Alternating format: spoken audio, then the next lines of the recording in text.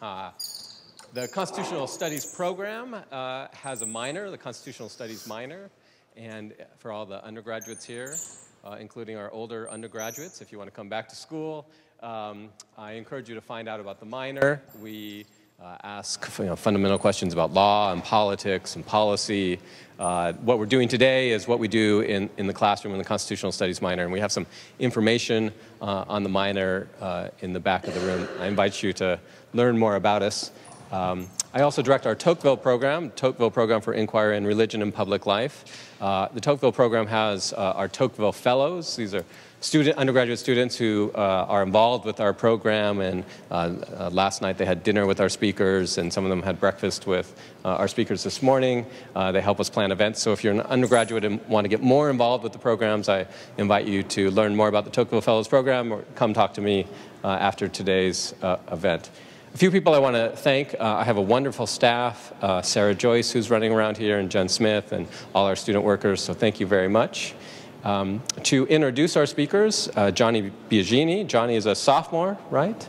Junior, first-year fellow, and he will introduce our speakers. The order of the morning is Professor Kesler will speak first for about 15 minutes, and then Mr. Goldberg, and then we'll have a conversation among the panelists and then with you, the audience. So thank you again for coming, and Johnny to introduce our speakers.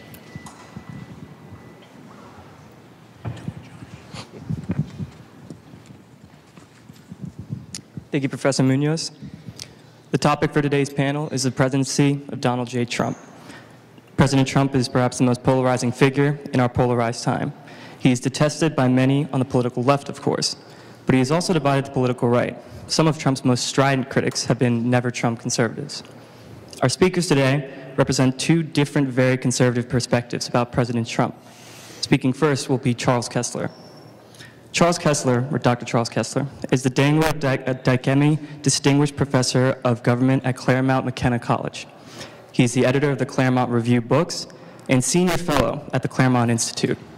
A specialist in American constitutionalism and American political thought, Dr. Kesler is author of I Am the Change, Barack Obama and the Future of Liberalism, as well as editor of a best-selling edition of the Federalist Papers. When it comes to Trump, Dr. Kesler is perhaps the most thoughtful academic defender. In his May 2018 article, Thinking About Trump, Dr. Kesler argued that by latching on to his character or rhetoric, the people have overlooked Trump's virtues of humor and courage that continue to revive the Republican Party and our political system overall. Dr. Kesler writes, with his confidence in America's principles and in the ultimate justice of the people and his refusal to indulge in racial and sexual guilt-mongering, Trump resembles those brave conservatives like Clarence Thomas, Shelby Steele, and Thomas Sowell, who have turned their face against the contemporary politics of liberal guilt through a focus on equal opportunity. Though FBI investigations, tweets, and shrewd public policy continue to mar Trump's presidency, Dr. Kesler believes his good qualities are the quietest part of his presidency. Our second speaker, Jonah Goldberg, takes a more critical perspective toward Trump's rhetoric, character, and his lasting effect on American politics, including on conservatism. Jonah Goldberg is a senior editor at the National Review and holds the Asness Chair in Applied Liberty at the American Enterprise Institute. A best-selling author and syndicated columnist, he is a weekly column in the Los Angeles Times, is on the board of contributors for USA Today, and is a regular contributor on Fox. He's the author of 3 books, including his most recent, Suicide of the West, How the Rebirth of Tribalism, Populism, Nationalism, and Identity Politics is Destroying American Democracy. In a panel discussion hosted by the Aspen Institute in Colorado earlier this year, Mr. Goldberg argued that the corrupting effect of having to defend Trump's character and his tactics is taking a woeful, baleful toll on the conservative movement and conservative ideas, and is forcing a lot of Republicans to actually do this cult of personality politics, rather than to actually defend their positions and make arguments. Although Mr. Goldberg said he more or less approves of Trump's foreign and domestic policy, Trump's populist and divisive rhetoric, he suggested, will continue to pose a threat, not only among party lines, but for the nation as a whole. Speaking on behalf of the Tocqueville Fellows, we are delighted to have you both with us. And please join me in welcoming our panelists at Notre Dame, Dr. Kesler. The podium is yours.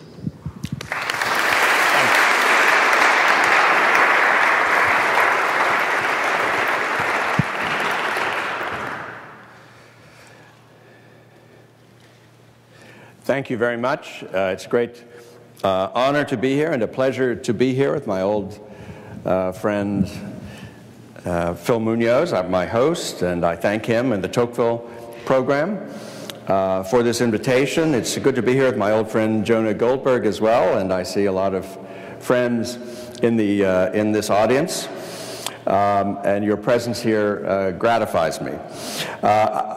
Last night, there was a panel discussion, a very intellectual discussion, a very rich discussion with Patrick Deneen, who's here with us today as well, discussing his new book.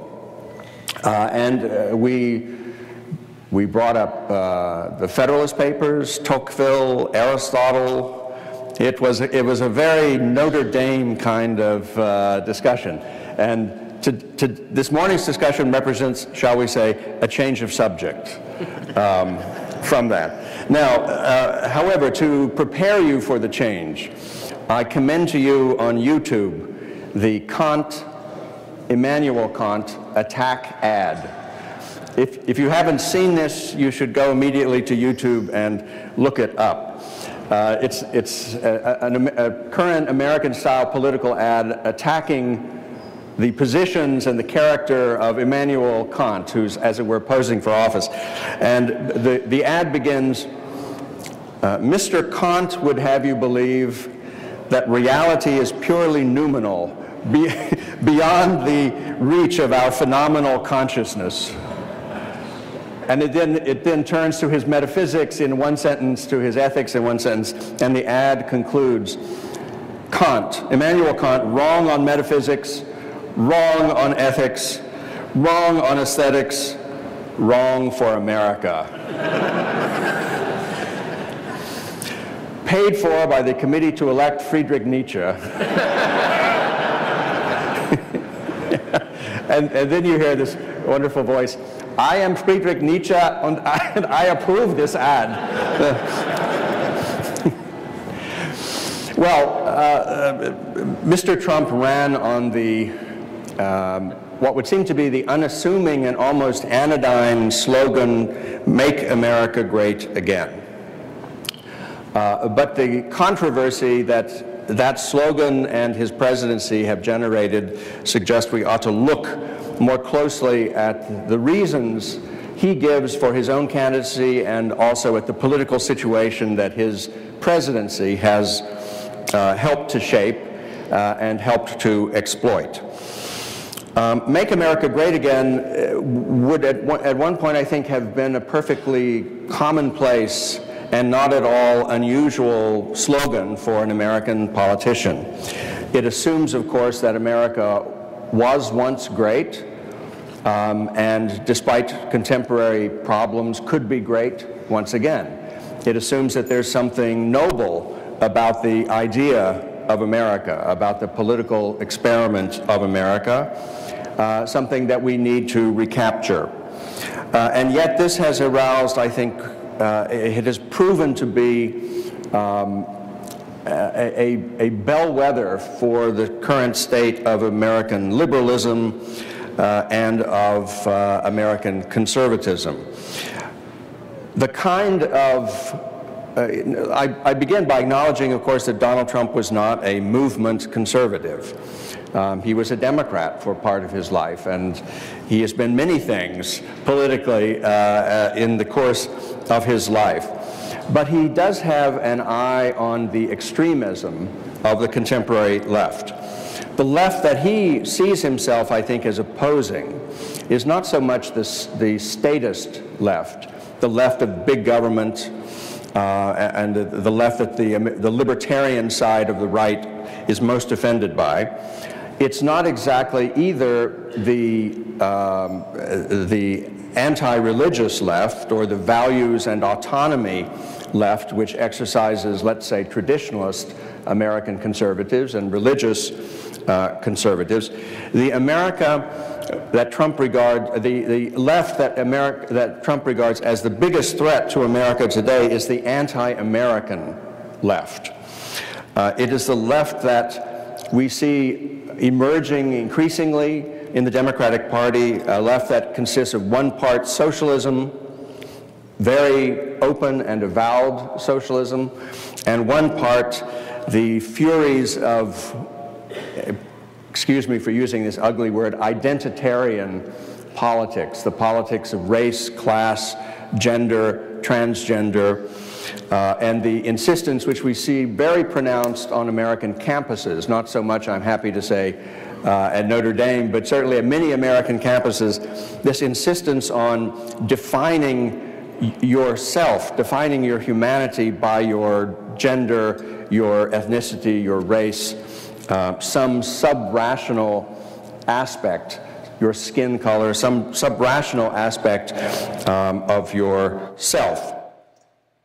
It's this anti-American left, the left that would dissolve America into congeries of competing groups and factions, and the left that would divide and conquer this America, disunited America, by socializing the economy and ruling even more authoritatively from the top. It's this left that Trump, I think, has in his sights. It's this left that he particularly intends to oppose. And this is the left which really began to emerge in the 1950s and especially in the 1960s, but has taken over increasingly the Democratic Party in recent years. The left that sees the problem in American politics as being not the plutocrats, but the people, not the few, but the many.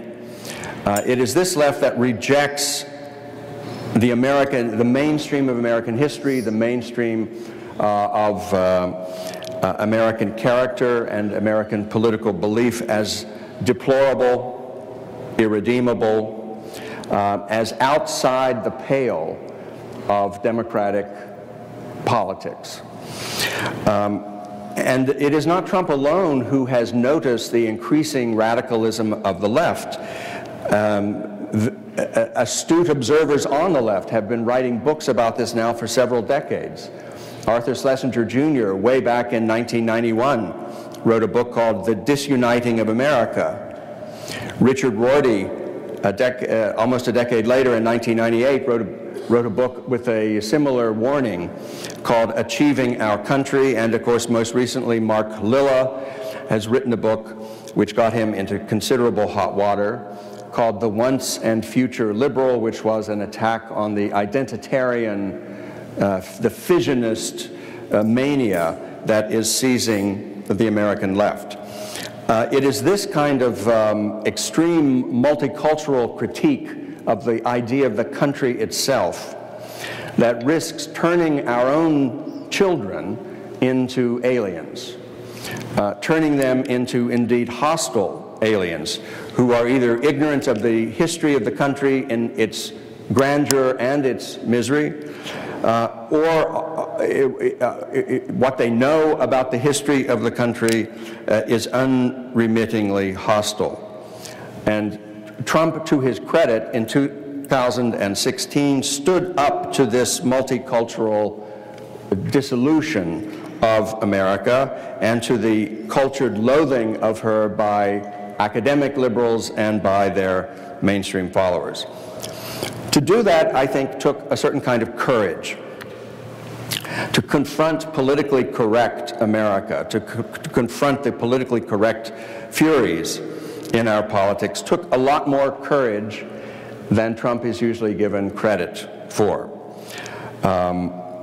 Because the enthusiasm for political correctness is not just on the hard left now, it's increasingly on the mainstream left, and increasingly is the policy of the human relations departments in the Fortune 500 largest corporations in America. It has very much a corporate capitalist component to it. These are not just, crazy protesters on state campuses around the country. This is a real top-down as well as bottom-up vice that has its grip on America. Trump's loyalty to the older idea of America also bespeaks a certain justice, a kind of old-fashioned American justice that in his best moments he can express well. In his inaugural address, for example, he said in a really beautiful sentence, "When you open your heart to patriotism, there is no room for prejudice." And I think that is the kind of patriotism that he brings to our attention and urges us to return to at his best moments. Unfortunately, not all of his moments are his best, but I think that is the standard which he would repair to in his moments of most serious self-reflection. Now, as far as the policies of his presidency so far go, I've noted before, and I will note again, that in many respects, his policies represent a return to the pre-Cold War Republican Party orthodoxy.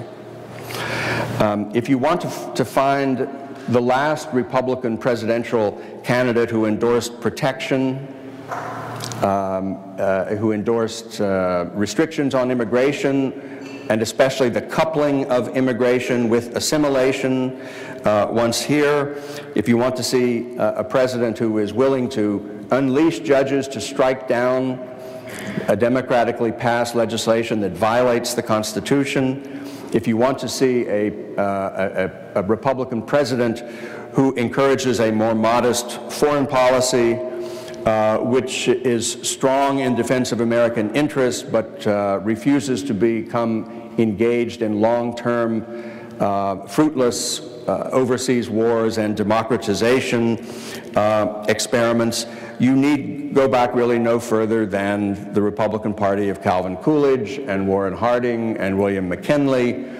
These were the orthodox positions of the old Republican Party before the New Deal and before the Cold War.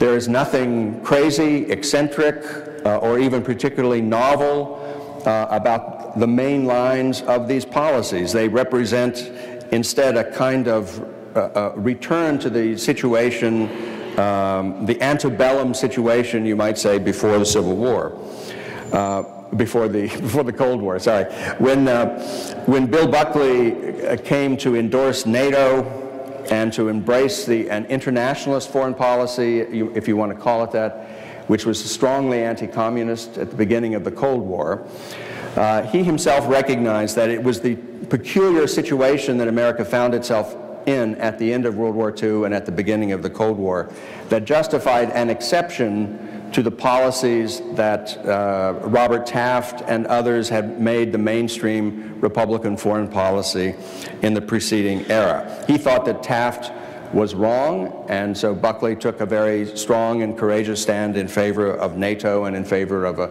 forward Cold War strategy. But the situation is changed now. The Cold War is over, and so questions, it seems to me, have to be asked about American foreign policy, about American trade policy, about many things which made perfect sense during the Cold War, but now have to be reconsidered. And when you reconsider them, one of the options as a Republican that will naturally come up is the way the party did things before the Great Exception, before the Cold War had intruded itself into our politics. Domestically, the political situation that preceded Mr. Trump's election, I think, was a moment of torpor, both in the Republican Party and in the conservative movement. The post-Reagan period from H.W. Bush to Jeb Bush, I think really those are bookends for a period of stalemate in our politics, and especially stalemate on the right. The Reagan administration had been very successful. It had engineered a generation-long economic resurgence. It had prepared for the fall and the collapse of the Soviet Union and our victory in the Cold War. But since those achievements, conservatism has essentially been treading water. and both electorally and in terms of policy, it had no clear direction going into the future. And the ease with which Trump was able to defeat 16 other much better qualified candidates in the 2016 primary season shows you, in a way, the hollowness of the existing conservative establishment and the party establishment at the time. And from H.W. to George W. Bush and Jeb Bush, there was a silent criticism, or let's say an underlying tone of criticism directed towards Reagan and the Reagan Revolution. The story is probably apocryphal, but it's accurate nonetheless, which says that Nancy Reagan, sitting beside Ron, listening to H.W. Bush's acceptance address at the Republican convention, in which he called for a kinder, gentler America. Supposedly, Nancy turned to Ron and said, "Kinder, gentler than who?" And that criticism of Reagan for being, in a way, harsh, uncaring, unsympathetic, blind to the needs and sufferings of the people at large, gave birth to compassionate conservatism in the W. Bush term.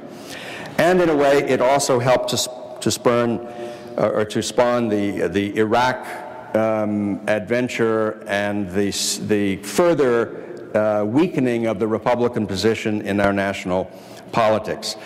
When Donald Trump came down that escalator in the Trump Tower in New York and launched his campaign, that effectively was the death knell of that period of Republican Party history and of American politics, the Bush interregnum, as it were.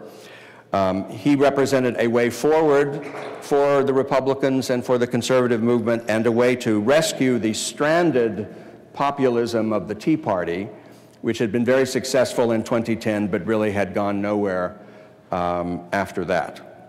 Now, it is of course the case, I think, that Trump is no gentleman. He is certainly not a groomed politician. He is a complete amateur. And many of his missteps and his misstatements have to do with the fact that he is the first president who had no political or military background whatsoever. He had never done this job before or anything like it. We don't usually think of the presidency as an entry-level position. But the people in their wisdom thought that risking a rank amateur in this job was better than continuing someone with a storied career like Hillary Clinton and a long family history of politics. Rather than her being president, people seem to be willing to risk Mr. Trump. I won't dwell on Mr. Trump's moral flaws or weaknesses, because I'm sure that my friend Jonah will. But I think that on the whole, this is a very good presidential record. It is not the most splendid. No one would argue that President Trump is the beau ideal of what a statesman should be, that he has all the moral and intellectual virtues that one ought to expect in a politician, and in a good or a great politician. But he's better than the alternative, and I think he's much better than I thought he would be in the position of the president. He has learned a lot and is continuing to learn, and he is doing his best to restore American government to the control of its own people and to maintain the integrity of America and of the idea which he hopes to restore to greatness. I close by saying that this argument perhaps is more persuasive than Jonah will let on, because in his recent book, Jonah himself admits that if it came down to one vote between Hillary Clinton and Donald Trump, despite his loathing for Donald Trump, he probably would have voted for him. So thank you for accepting my argument.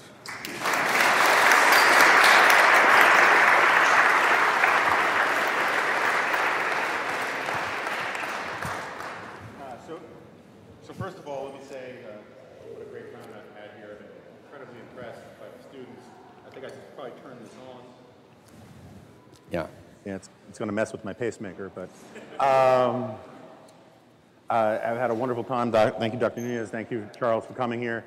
I'm going to endeavor to keep this as civil as possible, in large part because I consider Charles a dear friend and an intellectual I've admired for a very long time, and because it'll be incredibly awkward if it gets uncivil because we have to share a car back to O'Hare Airport after this. So where to begin? Charles is absolutely right. If my vote came down to me, if the vote came down to me in 2016, if I lived in some swing county in Ohio, I probably would have voted for Donald Trump. And depending on what 2020 looks like, I would probably make that same argument. Fortunately, I have never lived anywhere where my vote wasn't canceled out at least 9-1. So I've never much cared about my vote, and I feel perfectly liberated to vote symbolically on my preferences. And so I did not vote for Donald Trump last time, and I probably will not vote for him again, because I don't really care much about my vote. What I do care about is telling the truth as I see it. And so what I believed at the time, I was a never-Trumper. I called myself a never-Trumper. Shortly after the election, I said I was no longer a never-Trumper, because for me, what never-Trump meant was I wasn't going to vote for the guy, and I wasn't going to lie about the guy. And so you only have one president at the time, and my obligation as a journalist, as an intellectual, for want of a less haughty, pretentious word, is to tell the truth as I see it. And one of the most dismaying things in the hothouse years of 2015 and 2016 that I experienced was to find so many people who had ostensibly the same job description as I did, perfectly willing, when push came to shove, to lie when the little red light on the cameras went on, and to say something completely different when the little red light on the cameras went off. And I find that profoundly dishonorable and a small sign of the corruption that has overtaken much of the right and the conservative movement.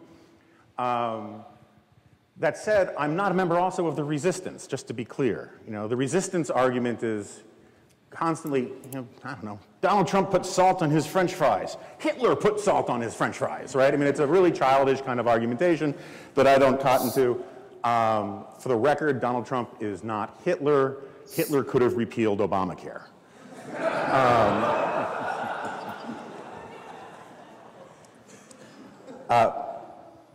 Part of my fundamental disagreement with Charles is that Charles takes the position that there is a coherent, historically grounded, reasonable ideological explanation to Trumpism.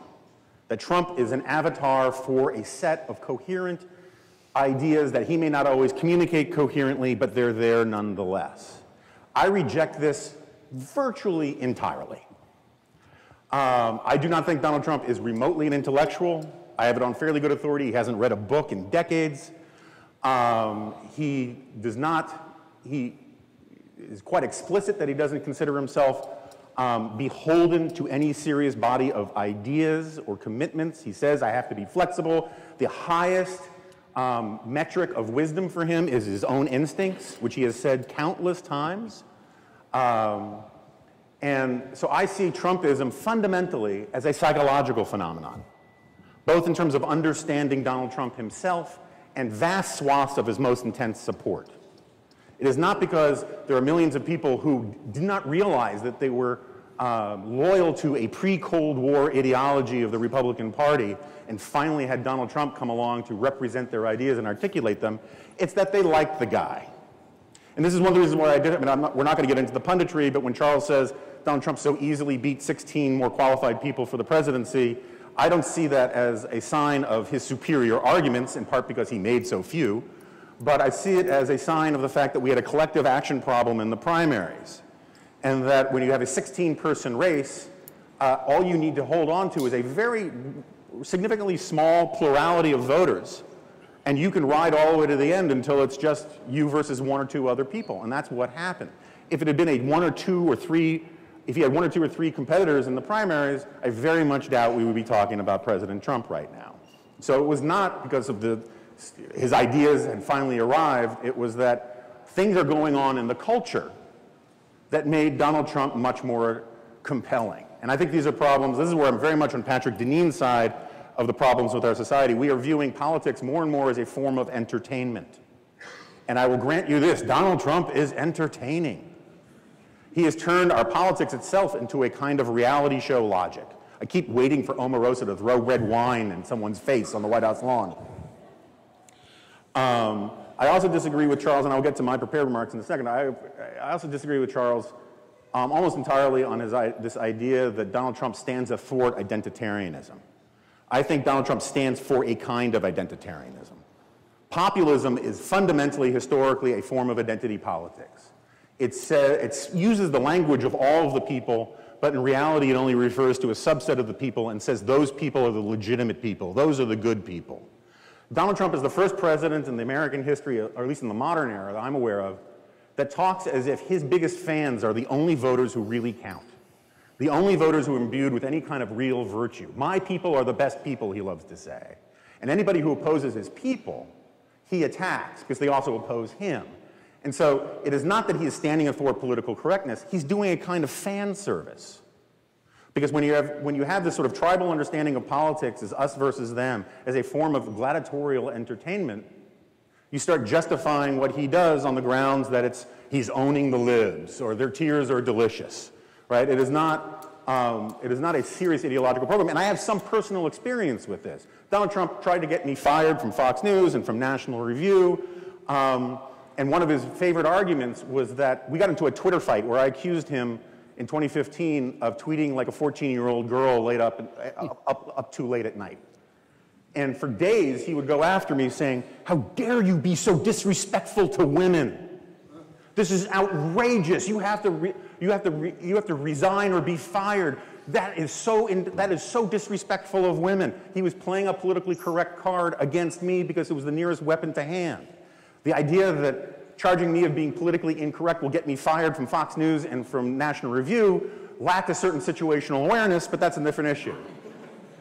Also, during the primaries, when Jeb Bush had some gaffe where he said something about women's health, Donald Trump for days attacked Jeb Bush as being anti-woman.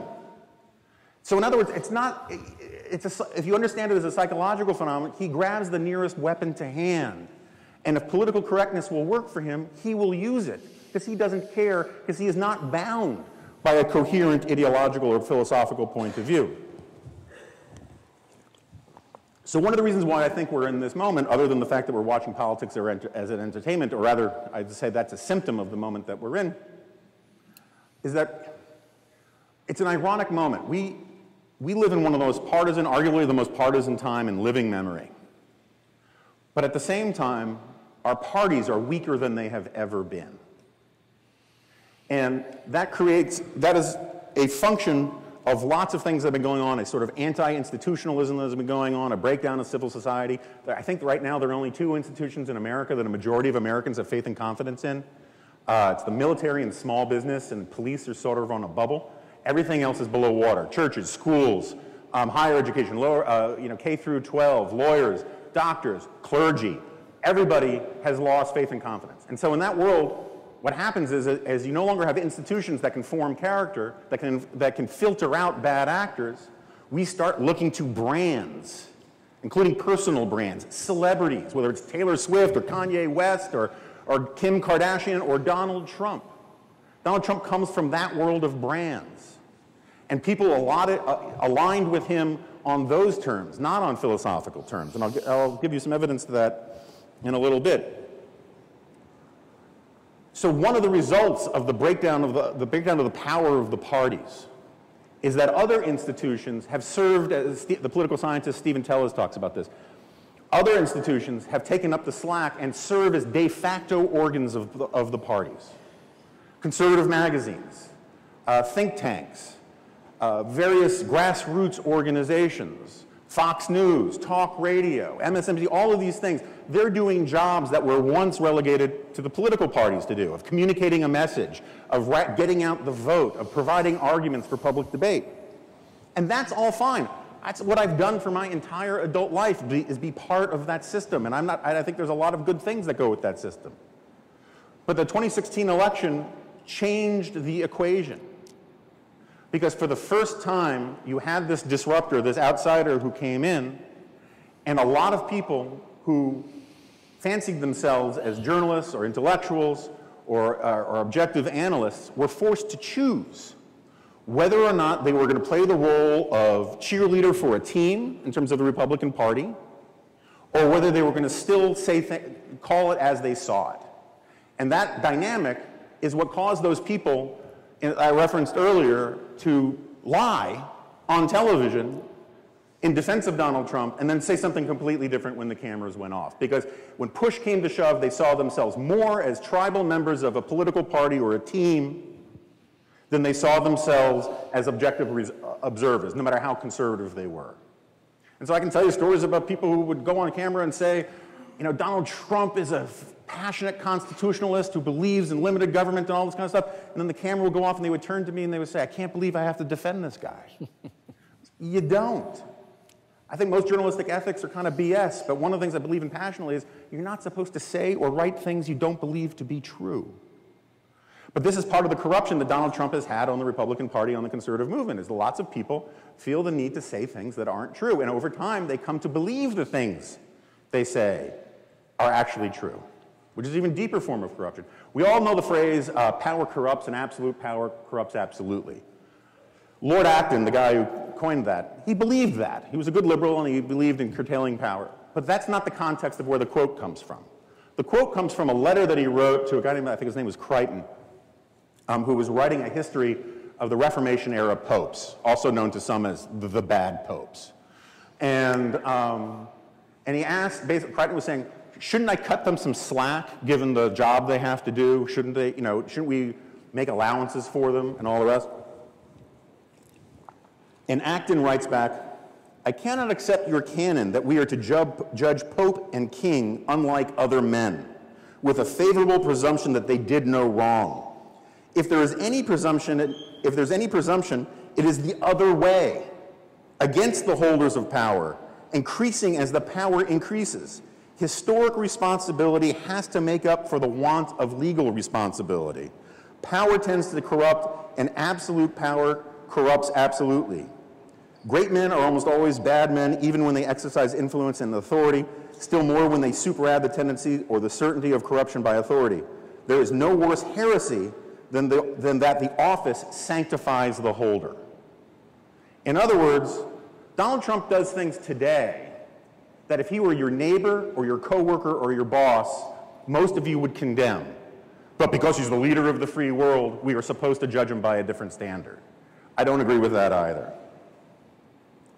In Charles's essay, Thinking About Trump, which is a great essay, he makes the perfectly valid point that America has seen immoral leaders before, and certainly that we've had leaders who've done immoral things. Can't argue with any of that. Two things need to be said about this, though. First, the form of this argumentation is a little familiar. It's the sort of approach the left often takes to defending some present-day icon or figure by pointing out how terrible America's past heroes were. Charles is nowhere near as crass or as hostile to America's historic heroes. He just seeks to defend Donald Trump by pulling some of the founding fathers and Martin Luther King down to Donald Trump's level. Second, Charles has written more on the subject of statesmanship than I have. Charles has written more on the subject of statesmanship than I have read. But it seems to me that this is a good place to point out that hypocrisy is the vice, that hypocrisy is the tribute that vice pays to virtue. Gouverneur Morris may have been a cad.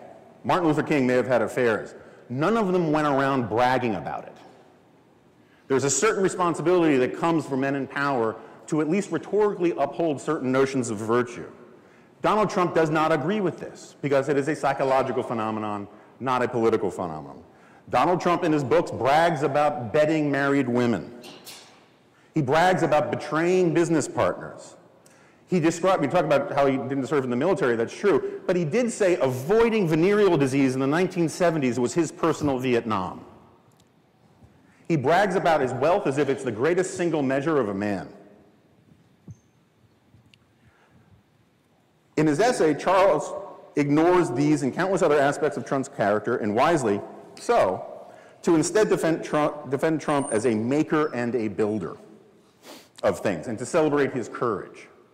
I agree there is a kind of courage to Donald Trump, because in a way, shamelessness is a superpower. If you truly have no sense of personal shame and you think negative attention is more, Donald Trump prefers positive attention. He clearly likes praise, but he'll take negative attention over no attention at all any day of the week. He has to be the center of the limelight, which is one of the reasons why he is constantly tweeting like an escaped monkey from a cocaine study.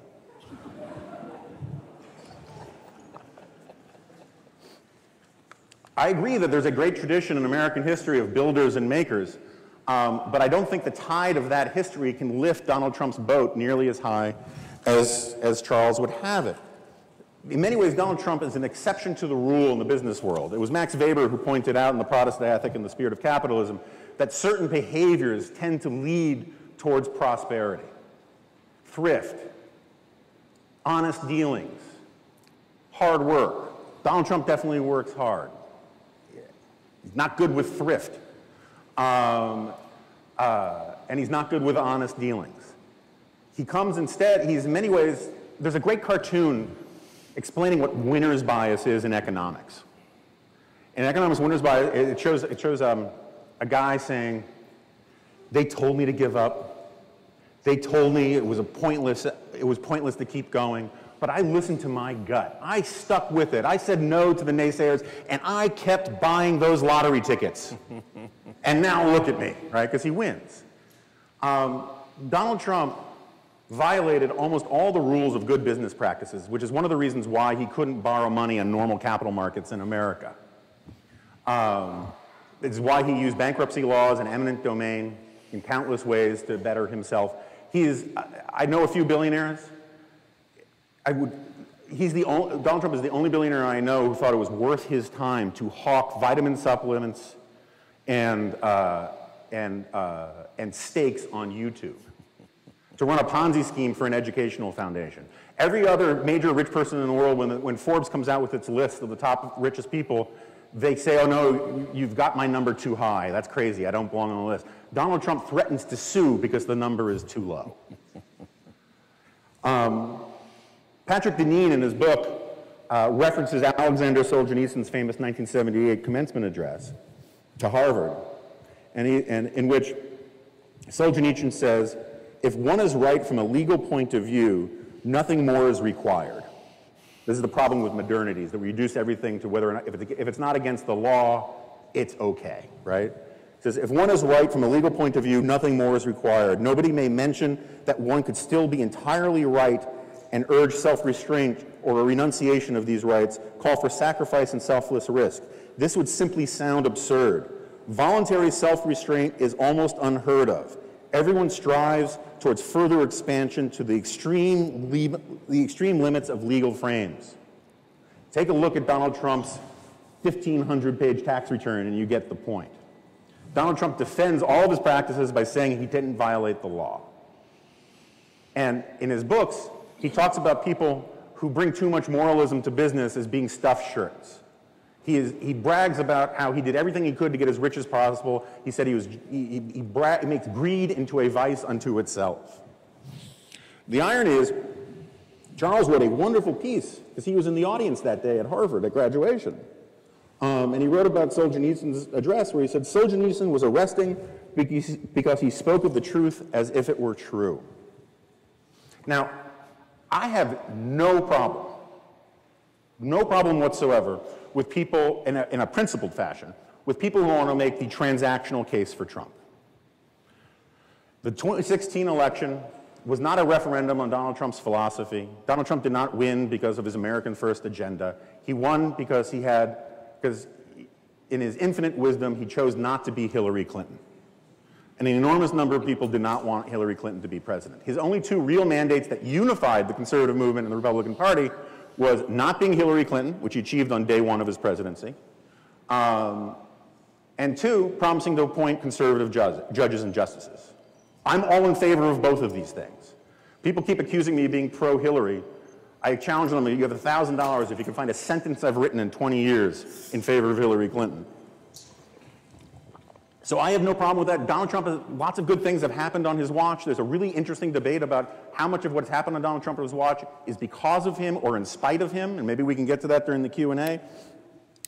But the problem is that because of the nature of our politics today, you can't just simply make the transactional argument, right?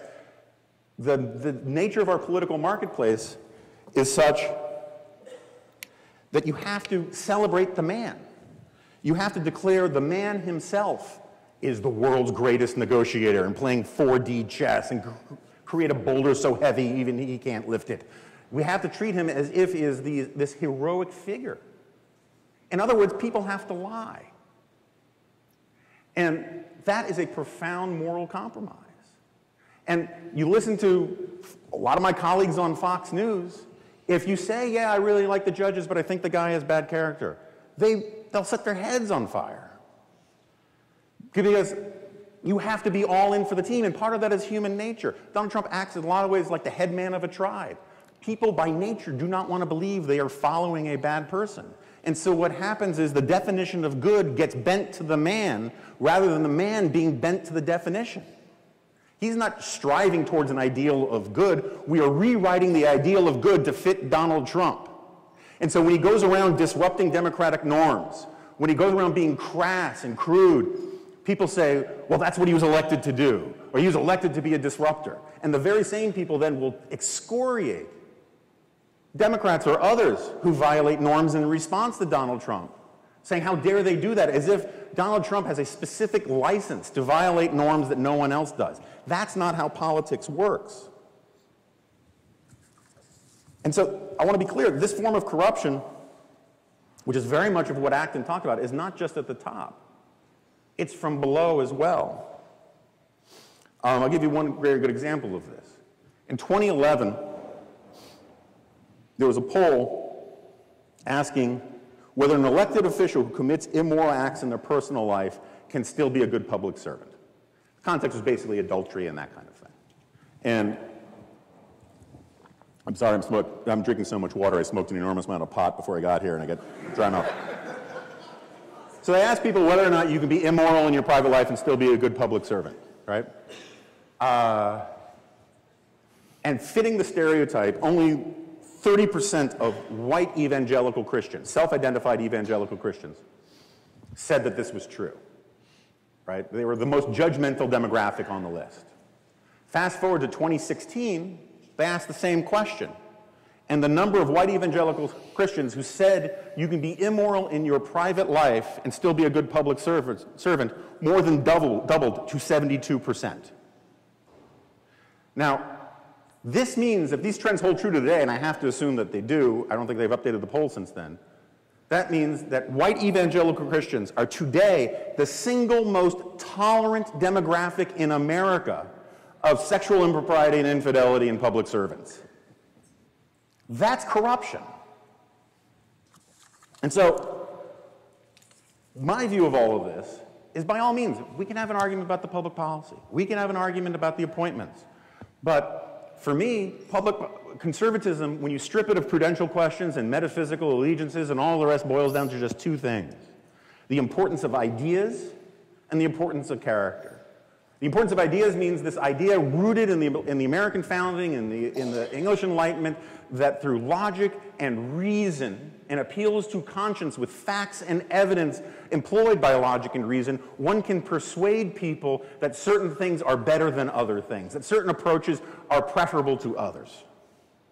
And the other is this idea of character, which just simply says that your internal character matters. How you live in the world matters as a kind of virtue. There is no definition of good character, I would argue, that Donald Trump can clear.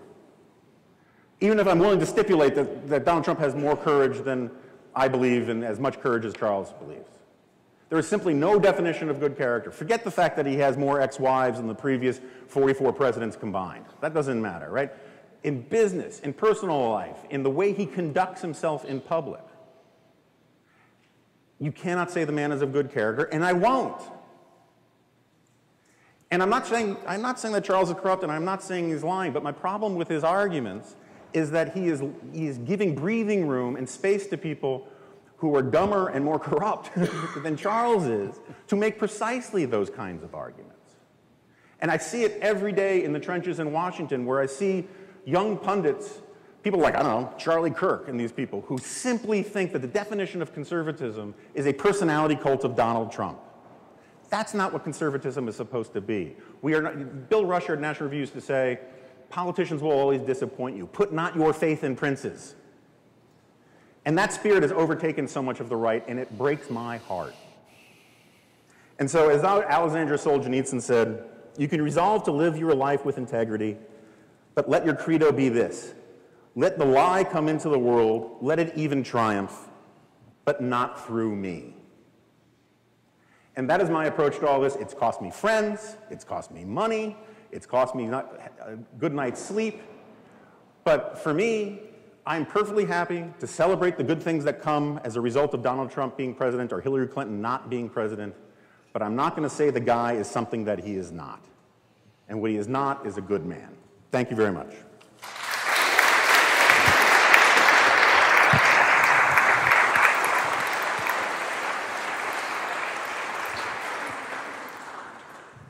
Maybe I can ask a few questions of each of our speakers. And Charles, maybe just to have you respond to what Donald Trump, according to Jonah, is really attacking the moral foundations of conservatism, corrupting conservatives' judgments. How do you respond? What do you think? Well, I think if the phenomenon that Jonah is pointing to were widespread in the conservative movement, it would be a quite legitimate concern. But the people I know who defend Trump, and I don't live inside the Beltway, so maybe the people I know are not the same kind of people Jonah is associating with at Fox News and elsewhere. But I don't know anyone really who defends Trump by saying either that he is a good man or a good moral exemplar, and therefore is a good president, nor do they say that his character doesn't matter. Only his actions or the effects of his presidency matter.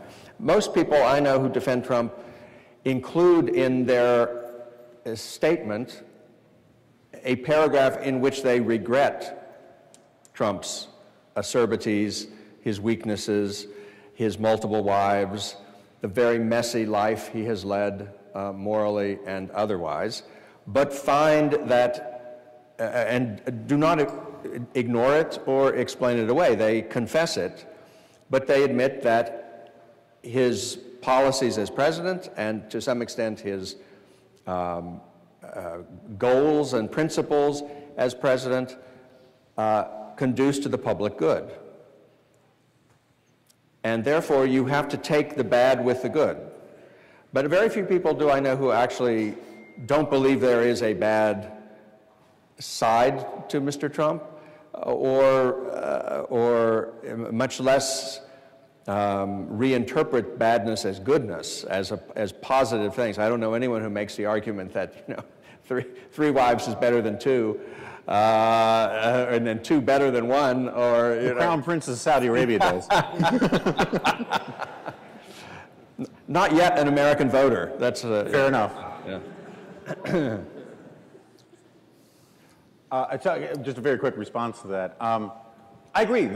Some of the best intellectuals who defend Donald Trump use precisely that rhetorical approach, where you get these to-be-sure sentences or paragraphs that concede in fairly anodized terms vast swaths of the argument of critics of Donald Trump's, and then go on to attack critics of Donald Trump's for giving voice to them. And this is a form of argumentation that's usually called anti-Trumpism, which says, which concedes the bulk of the argument of Trump critics, at least from the right, and then goes on to say, what's wrong with you Trump critics for criticizing these things?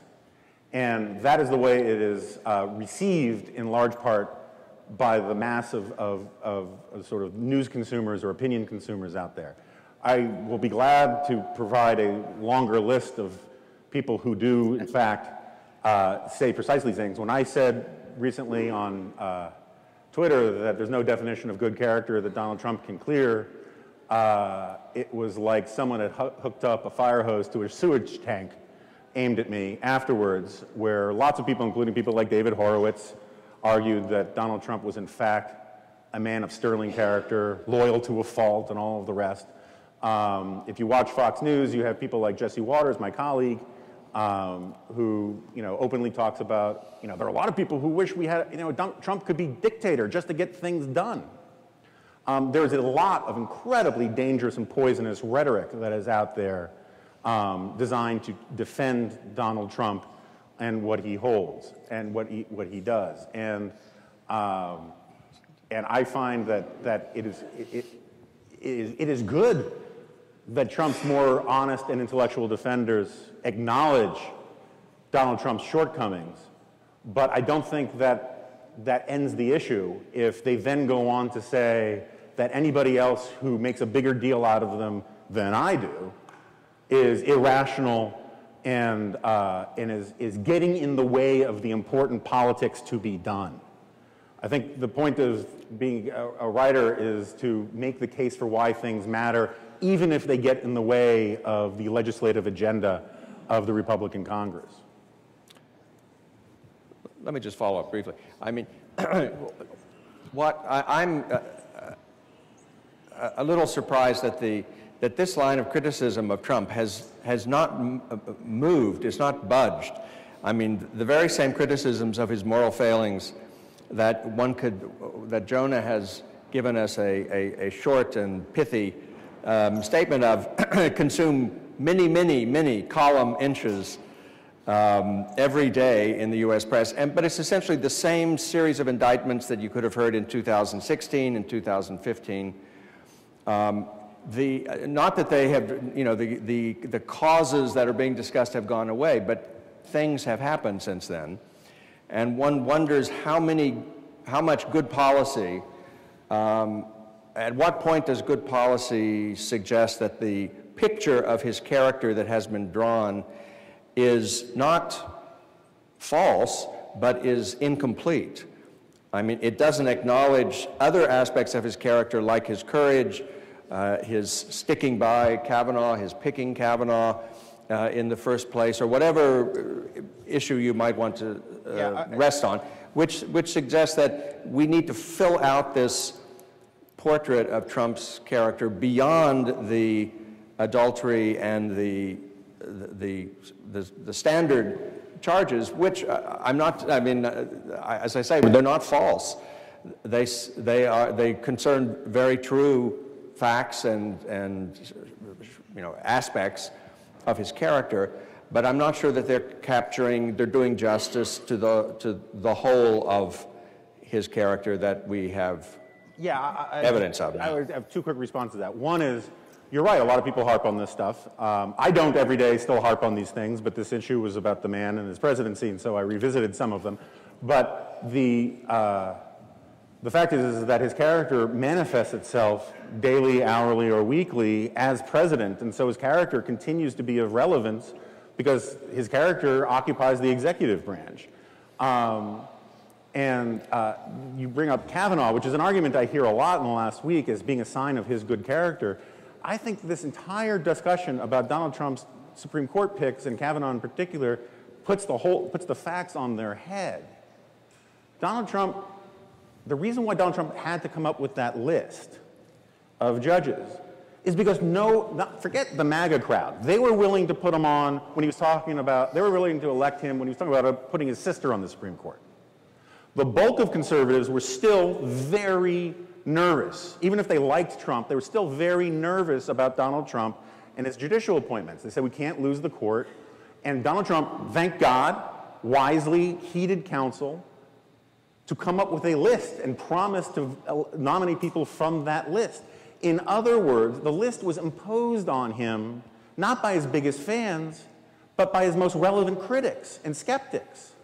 And thank God he stuck to the list, and that's good. I don't think he stuck to the list as an expression of his character. It's an expression of the fact that it has been communicated to him that there was a red line that even he cannot cross on the transactional terms. And it's great that he stuck by Brett Kavanaugh, but Brett Kavanaugh would have been on a short list for any other Republican president. And this is one of my problems with a lot of Trump critics who are harsher than I am, who don't want to take credit for the things that we're actually forcing Donald Trump to do, like be pro-life, which he never was until a few minutes ago, and to appoint conservative justice, which he never cared about until a few minutes ago.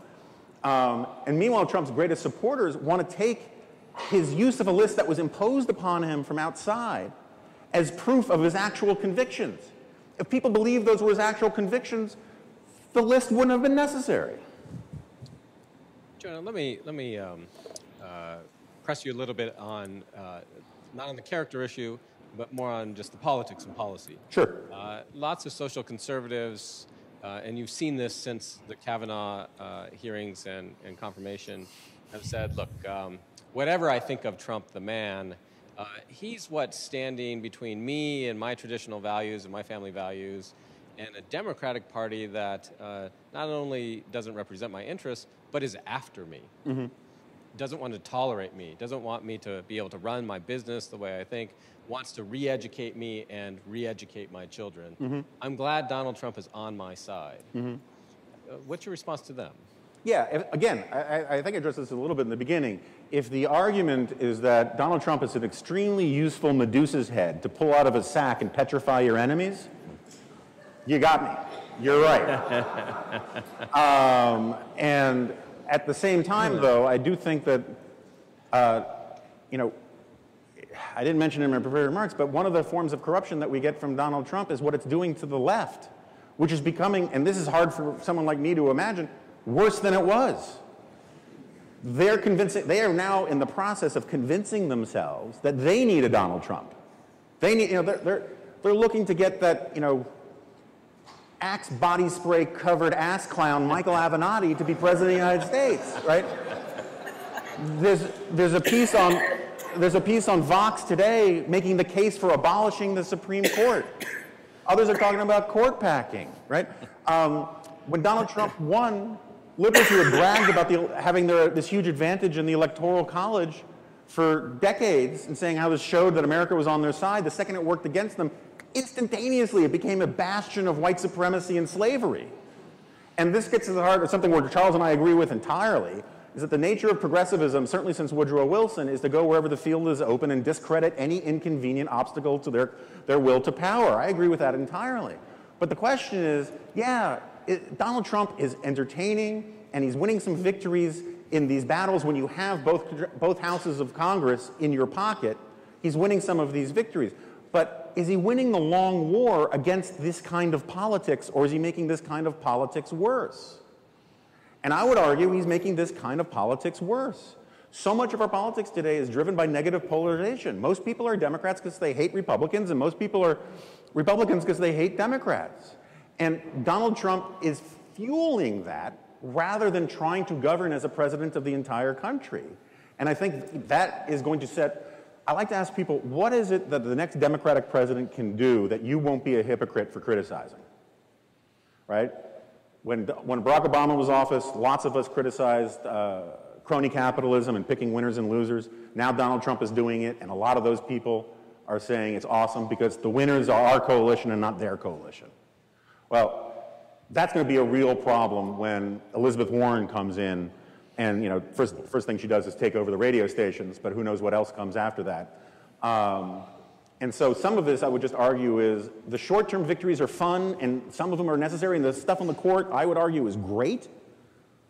But the long-term argument about rhetoric and statesmanship, about setting the course of the nation on a path that will leave it better off down the road, I'm not sure Donald Trump is doing that, because he's really bringing out the worst in his enemies, too. Charles, can I have you speak to that? So you write and speak about statesmanship, about political rhetoric. Your book on Obama analyzed his rhetoric very carefully. What's Trump doing to our political rhetoric? And what does that mean for the future? And not only for conservatism, but as Jonah just pointed out, to the visceral and negative, and some people would say unhinged reaction on the left. So the long-term effects of Trump, this can't be good for the country. Well, look, I don't think the left needs Trump to screw themselves up to a new higher level of anger and indignation. They do that on the campuses. They have been doing that on the campuses long before Donald Trump appeared on the political horizon. What we have today is a kind of, I mean, the psychosis of the left, or the problem of the left is that its heart and soul really is in the campuses now. And for at least a generation, really longer than that, liberals have basically run American universities. They dominate the professorships, they dominate the burgeoning administrative class in the colleges, and they have gotten used to running the universities in a very authoritarian way, in which free speech is something doled out to people whose arguments you agree with, but denied to those with whom you disagree. And the problem is the left now has so enjoyed its tyranny over the universities, it would like to run the whole country the way it runs the universities. And to impose a regime on speech. I mean, the Democratic Party in the last election was officially in favor of amending the First Amendment to narrow its protections of political speech. It's in favor of amending the Second Amendment to narrow the protection of gun rights. These are not positions that Trump forced it into. These are positions that the Democrats have been moving toward for a long time, driven by the ideological harpies in the university. I don't think we can blame Trump for that. I think one ought to celebrate his resistance to that. And I don't know that Jeb Bush or any other plausible Republican contender would have had the stomach to stand up to the kind of criticism and hatred that has been directed towards Trump. As far as his rhetoric goes, to come to your question more directly, there is a problem in the Trump rhetoric, in the Trump administration. There's what I call a persuasion gap. I say that Trump, in his blunt way, raises very fundamental questions about what is the future of NATO? Are we going to be in NATO forever? What is the purpose of NATO now that the Soviet Union has ceased to exist? When he raises questions about, how long are we going to stay in Afghanistan? We've been there 17 years.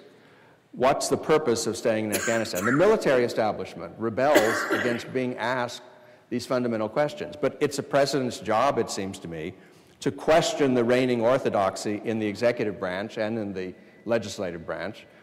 The problem I'm identifying, however, is that Trump is asking the right questions, but those questions do not then result in, you might say, the kind of serious political speeches that would develop those questions into a position and into a coherent policy. And so the State Department and the Defense Department basically, to the extent they can, manufacture their own policies and their own speeches to explain them. And the president's control over his own branch is very imperfect, I would say. And he is aware of this, I think, to a growing extent, and is impatient with it, and has played musical chairs to try to find people who will pursue his own policies. But even in pursuing them, there's still you must try to speak to the people and persuade the people. If the agencies don't do it, the president has to do it. The president has to carry that ball, and he does, and he hasn't, I think, adequately so far. But having said that, Trump speaks as a citizen to other citizens. There's nothing condescending about his rhetoric. There's nothing expert about his rhetoric. There is none of the professional politicians' condescension to the electorate. And I think that's one thing that that allowed him to connect with the American people, and that the American people continue to admire and to enjoy. He is funny. He is entertaining to everyone except reporters, who seem to have no sense of humor whatsoever, especially about themselves. But to ordinary Americans, I mean, when he does these rallies, and he does too many of them, I would say, just as he tweets, imprudently many times, not all the time. But when he speaks to them, he speaks for an hour or longer, and he's able to keep the audience laughing and engaged and cheering, and that is a very difficult thing to do. It is not, it is not a requirement of statesmanship to be able to do that. It is useful to be able to do that if you are able to turn that, towards a larger public good. And I don't think that the worst moments of his rhetoric, or the things that he has said that are the most offensive to ordinary Americans, have been said off the cuff and without forethought, and he is not good at correcting his own positions and restating better what he said in the first place. And the Charlottesville example, with the protesters clashing over the removal of a Confederate war statue, it was the worst case, the lowest point, I would say, of his presidential rhetoric. Yeah. We have a little bit of time for questions from the audience. Two things. One, we have a tradition here where we always invite an undergraduate student to ask the first question. And secondly, please actually ask a question, and we'll try to keep it brief so we can get as many in as possible. Toby has a microphone. If you stand up, undergraduate, Notre Dame undergraduate. Let's see, Keenan in the back. Keenan, tell us who you are. You only get one. You only get one. Hi, I'm Keenan White. I'm a senior studying political science. If you look back to the founding generation, obviously it was very rare to see, if it happened at all, I don't even know if it did, to see somebody as a career politician. And that was kind of one of the main elements of the virtue of that founding generation, is that they would have a primary career, step away from it to serve the common good, and then go back to their primary career. Obviously, in the 2016 election, we saw it was kind of trendy to be a political outsider, and Donald Trump is a great example of that. In that sense, is he setting a positive precedent or a negative precedent? In 2015 and 2016, I would tell my liberal and Democratic friends that however Trump turns out, the precedent he's setting is a much bigger problem for you guys than it is for my side, because he's breaking the blood-brain barrier between politics and entertainment in a way that we've never done before. People are like, well, what about Ronald Reagan? Ronald Reagan, first of all, he did his homework. He was a governor of California. He took ideas seriously. He's the head of the Screen Actors Union. It's a different model, but you can make the case that he moved the goalpost a little bit. But Trump was something very different. One of his key qualifications was that he was a celebrity, and that he didn't know anything about the swamp or whatever. Now, if you look closely, the Republican bench of celebrities kind of peters out at Scott Baio. The Democrats have everyone from Tom Hanks and Oprah, George Clooney. You go down a very long list of people who can, simply with their face and their name, buy billions of dollars of attention. And this is one of the reasons why, I think the Donald Trump didn't create most of the problems that we have. I don't make that case. This is a big argument in my book. He's a symptom of problems that go much further back. And there's this line in Orwell where Orwell says, a man can feel himself a failure and take to drink and become all the more of a failure because he drinks. I think Donald Trump is making a lot of the problems we have worse, not better, but by no means is he to blame for all of it. And my concern is that I do think that this is a precedent and that you're going to see the reality showification of politics continue apace. There may be a reaction to it. I mean, Jimmy Carter got elected because he said, "I'll never lie to you." It was a reaction to Nixon. There could be plausibly that kind of counter-reaction to Trump, but it doesn't look like that's what's shaping up right now. It looks like what the Democrats are doing, what the media wants them to do is, I mean, when you have Eric Holder saying, when they go low, we kick them. And when you have Hillary Clinton saying, you cannot be civil to people who disagree with you, blah, blah, blah, blah, blah. This is a sign that the supposed intellectual leaders and political leaders of democratic and liberal institutions are now going exactly the other way and giving in to the same sort of mob mentality that they claim to decry in the other side. And I think it's going to be a vicious cycle for a while to come. Another undergraduate? Could I say something to that? I think it's, my own reading of the Republicans is it's likely that you will get a professional politician to succeed him as the Republican standard bearer. I think Trump has pushed the edge of the envelope so much that there will be a natural spring backwards towards someone with a little more preparation and a deeper background in politics. As with the Founding Fathers, I mean, they were mostly professional politicians, but the term of the legislature was only a few months. It didn't last all year. And they were itinerant professionals. They would move from one elected position to another. They didn't stay in the same job for 20 years or 30 years. And so they were citizen politicians in a different sense maybe than we think of it today as someone who spends their life outside of politics and then comes in. The founders maybe had a better a sort of middle road there where they go into politics fairly early, but they are not on the job all the time, and it's not the same job all the time. They're also farming, they're lawyering, they're doing something else many months of the year too. Another undergraduate question. Go ahead, Johnny. Yeah, thanks again for coming, Mr. Goldberg. I just had a question. So I know that you clearly think that Trump uses rhetoric more as a weapon, and it's very divisive for the country.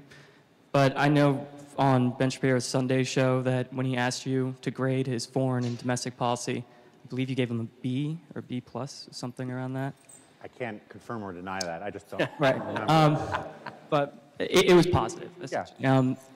I know a lot of people make the argument that Obama, though he was not, weaponizing his rhetoric, he was weaponizing his policy. Whether that be with his taxes against conservatives, maybe you were one of them who was targeted, or even in his Iran deal, or even in Obamacare. Mm-hmm. So my question is, do you believe that rhetoric is more divisive, or is policy more divisive when used as a weapon against American politics? It's an interesting question. I'm just not sure I have to choose, right? Because it depends on the context. Sometimes the rhetoric is worse. When Woodrow Wilson says that hyphenated Americans are holding a dagger to the heart of our country and must be rooted out, that's rhetoric. It's pretty poisonous. The Espionage Act is pretty poisonous policy. Both things can be poisonous at different times. I think my record is better than most on I didn't write a book about Obama, but I came pretty close to being a fairly consistent critic of Barack Obama. And I think that Barack Obama is both consciously and unconsciously responsible for the rise of Trump. They, as a matter of policy, elevated Trump as a critic. And they admitted this. It's in these oral histories about the Obama administration. They promoted Trump's birtherism as a way to make Republicans look bad. Ben Rhodes writes about this. I think it's Ben Rhodes. And, you know, that's, look at you now. I mean, it blew up in their faces, right? But also, I think his policies, his approach to politics, fueled not just the rise of the Tea Parties, but this attitude on the right that I deserve some blame for. I mean, I'll take my share of blame. My first book elevated Saul Alinsky as an important person to understand aspects of the left.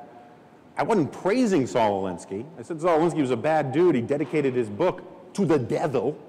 But over the last 10 years, we've seen this rise of what I call Alinsky envy on the right. And Alinsky would argue that the ends justify the means, that any tactics necessary to victory are worthwhile. The right convinced itself that the left used these techniques to control everything, even as the Republican Party was winning election after election across Barack Obama's entire presidency. Every election proved to them that the left was still winning somehow. It was a very dysfunctional understanding. And my problem with ends justify the means arguments, including Michael Anton's Flight 93 election essay, is that when you start making the argument that ends justify the means become ends in of themselves. And you can see this on college campuses all over the place among young conservatives who make these arguments that just pissing off the left is its own reward. Not persuading the left, not persuading the neutral observer or the middle-of-the-road observer, but just, you know, their tears are delicious. And you get these arguments about Donald Trump, too, that when he does something absolutely indefensible, the only defense people fall back on is, look at the people he's making angry. That's not a great argument to me. And while I understand Charles's point about pushing back on a lot of those forces, the question is a pragmatic one. Is he converting more people to our side, such as it is, than repelling them to the other side? Right now, college-educated Republican married women are like the dodo in the polling data. They just don't exist. Donald Trump has repulsed women, college-educated, mostly white women, in staggering numbers. And this idea that, but yes, we are getting more, Republican Party is getting more blue-collar whites, non-college educated whites on board, but far fewer than it's losing. And it's like that old thing about how, yeah, we lose money on every sale, but we're going to make it up in volume. There's a prudential question about whether these tactics work in the long run, but I'm by no means willing to defend Barack. Barack Obama was a very sophisticated troll. The way he knew how to push buttons on the right and make people a little crazy, and he thought it helped him because he thought it was a way to sort of polarize the electorate and get more people to think Obama was the reasonable one. And so he, historically, whether he intended to or not, has a lot to answer for, both as policy and as rhetoric.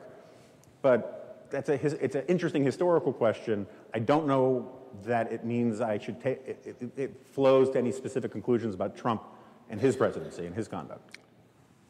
I would say on the question of grading Trump, I was asked by New York Magazine at the end of his first year, along with, I don't know, 49 other political scientists or something, to give him a grade on his first year in office.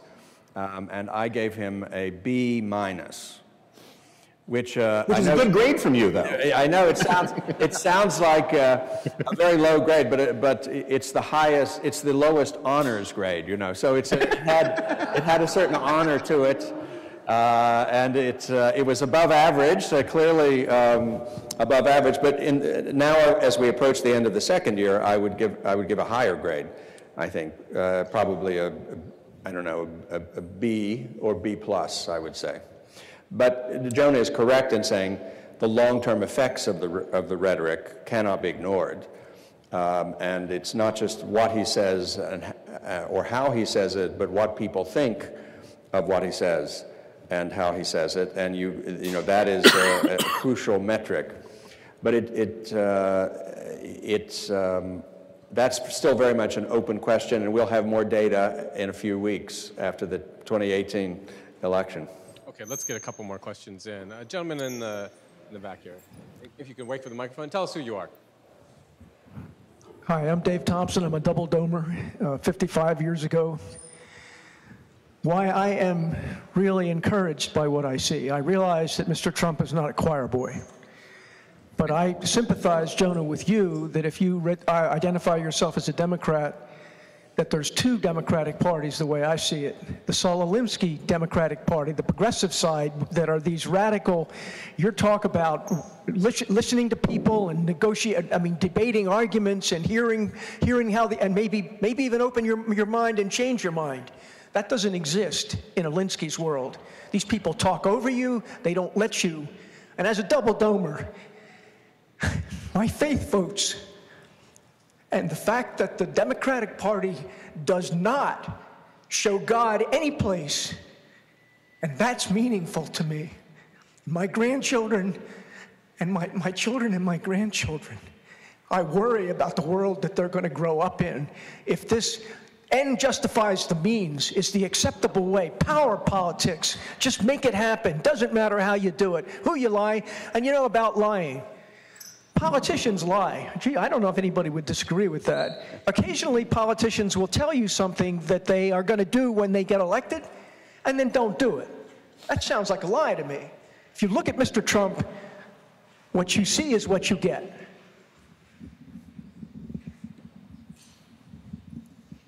Stated. Another question. Right here in the front, please. Toby. Thank you. As we know, my name is Kevin Zufelt. I am not a student yet, but as we know, every story has two sides. And the one thing I have definitely seen as a positive coming out of this presidency is the exposure that the consistent of Fox News isn't real news that we've heard for decades is also the case for MSNBC. So is there a path forward, some actionable items to show a way around both sides being that polarized, both sides not telling the full truth to actually get an educated electorate? How do we improve our civic knowledge and civil discourse? Well, that's a good question. And actually, there's a little cause for optimism. Reasonable liberals, in reaction to the Alinskyite type liberals, are beginning to admit that we have a problem and that our young people don't know enough about American history and American government, and what they do know is often so one-sidedly hostile as to be worse than ignorance. And like Yascha Mounk, a young political scientist at Harvard who's wrote a recent book on democracy, there are some reasonable people who are saying we need to get over the obsession with victims in history and looking at history purely from a victim's point of view, and we need to celebrate the achievements of America as a country and as a civilization too. And if there are enough, if that awareness spreads, as I hope it will, there probably will be enough reasonable liberals and reasonable conservatives out there to put civic education back on the front burner. It should be one of Trump's great concerns, and he should be very interested not simply in K through 12 education from the point of view of sort of funding and charter schools and so forth, but also what is being taught about America in the schools that are being paid for by Americans' tax dollars. It's a great issue for him. It's one that he hasn't discovered yet, but I think it would be very fruitful if he did discover it. Okay. There's a question way in the back. I will say the Department of Education has just announced this program to fund graduate education and the study of the Constitution, and things that we're doing here at Notre Dame. It's very small, though, yeah. Okay, tell us who you are, yeah. Hi, I'm Nora. I have a bachelor's and master's in English from Notre Dame. That department will probably be horrified that I'm here. I think, so my question, I think, is similar to the previous young man who asked a question. But my question is, when I dialogue with friends and family who don't like President Trump, it's becoming increasingly that they can't argue against his accomplishments. They're arguing against his rhetoric and tone.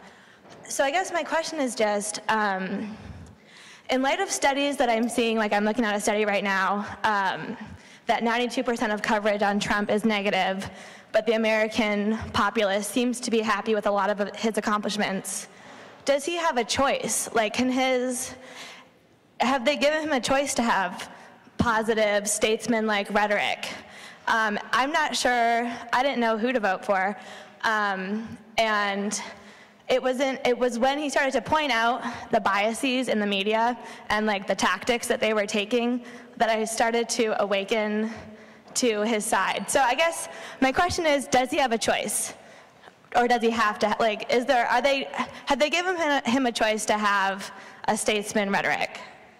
Okay, yeah. The media environment and how does Trump function? I mean, there are a bunch of things going on in those two questions. One,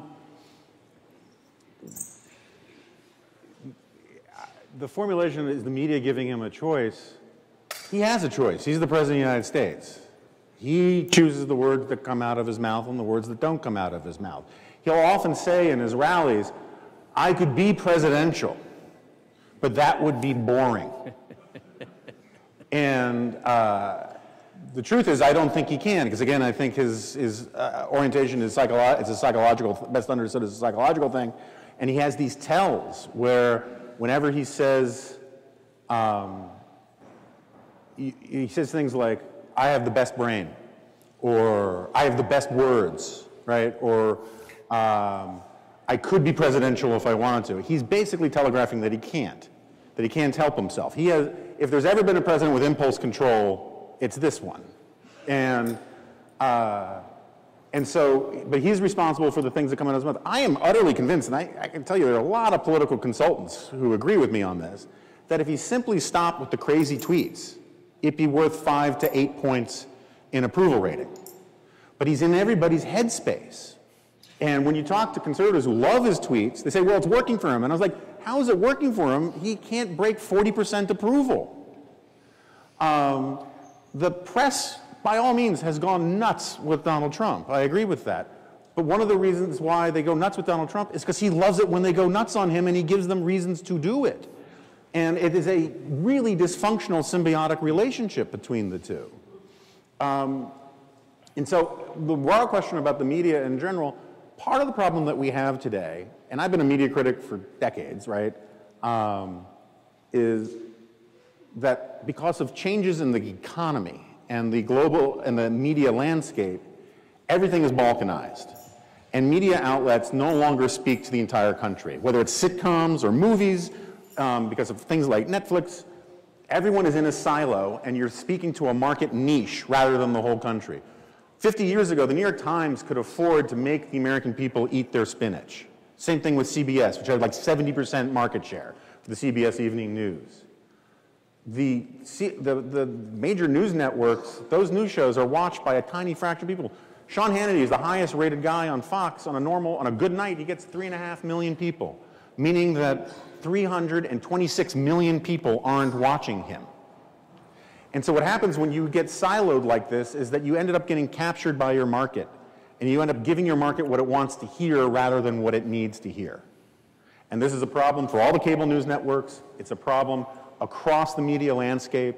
There are very few voices that speak as objective arbiters of truth, and some of the ones who claim to be the objective arbiters of truth have gone so off the rails that it fuels this sense, this populist outrage that we're being lied to from people who are really haughty. And the Kavanaugh debacle demonstrated that better than anything else. The way there was this witch hunt atmosphere where rumors were seen as proof of other rumors, that uncorroborated allegations were enough to condemn a man, and the mainstream media from the New York Times and the broadcast networks on down played a huge role in that. And it was an unbelievable gift to the Republican Party, which is why a month ago, I thought the Republicans might lose the Senate. Now they're going to gain seats if these trends continue. The mainstream media does not understand how much they are their own worst enemy and how they behave. 3 questions to finish up. First question, is there any non-health related reason why Trump doesn't run in 2020? Assuming he does run, who does he run against? And does he win? Well, is there any non-health related? reason why Trump wouldn't run again? Assuming he doesn't have a heart attack or something. Yes, it's imaginable. I mean, he is a billionaire. That's a reason. He might want to, he might want to live in more opulent surroundings than the White House affords him. People wondered, why was he running for president after all? He had a great life in New York. Why would he want to be president? And he might say, after a very successful, an unprecedentedly successful first term, never in American history has anyone had such a first term, he might say, well, I've done everything I was elected to do, and I'm stepping down. Nonetheless, I think he will run. I think he will win. I think right now, I would say Kamala Harris is probably at the top of my list of who the Democrat will be. I largely agree with that. I mean, there are other reasons I can imagine why he wouldn't run. If the economy really went in the gutter and his response to it was such that people lost faith in him, you could see him saying, sort of for the reasons that Charles alluded to, I better just, chalk up my victories and get the hell out of Dodge rather than lose. I think one of the main reasons why he might not run is if it really looks like he just might lose. And he doesn't want to be a loser. He said, I think he said those exact words many, many times.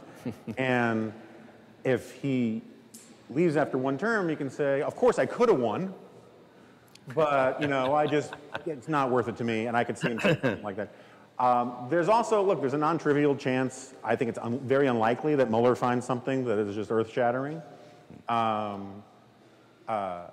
I don't think there's any prospect of a good, by which I mean successful, primary challenge to Donald Trump. Let me say right now, if I thought it was possible to primary challenge Donald Trump and defeat him and then go on to win the presidency for the Republicans, I would be entirely in favor of it without any trepidation whatsoever.